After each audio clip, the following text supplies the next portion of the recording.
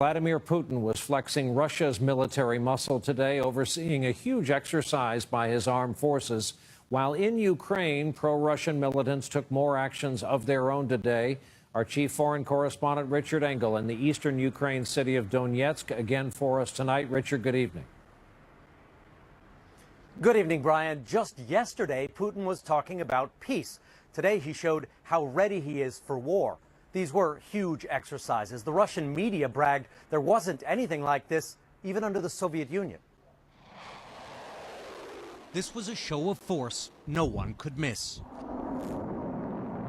Russia said it mobilized all parts of its military, including its nuclear arsenal. It comes as Russia prepares to celebrate tomorrow the Allied and Russian victory over the Nazis in World War II. President Putin personally supervised the huge military exercise and warned Russia once again faces a fascist threat, this time in Ukraine. In Europe, as you know, bellicose nationalism raises its head again, he said. The NATO Secretary General had a clear message for Russia. Your behavior doesn't belong to the 21st century. And your rhetoric draws on outdated cliches of the Cold War. But so far, NATO and Washington aren't controlling events in Ukraine. These men are, from pro-Russian militias. Today, we witnessed how they're continuing to take over.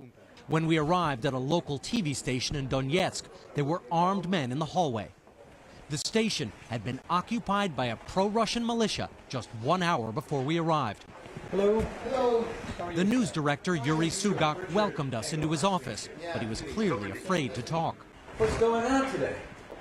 I don't know.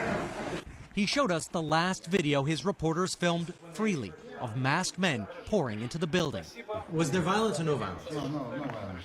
Instead, the militias took position outside the newsroom and delivered a letter to the staff, informing them that the station is now under the control of pro-Russian forces. The director didn't want us asking too many questions. Everything okay. Thank you very much. All right. Everything's. I'm not sure if everything is okay, but. And that was the end of our visit, but not the end of violence. Ukrainian troops fought with militias in nearby Mariupol to defend City Hall. But even after a lot of gunfire, they still lost the building. There are fears tomorrow could be a violent day here. The pro-Russian community plans to hold parades to mark the end of World War II.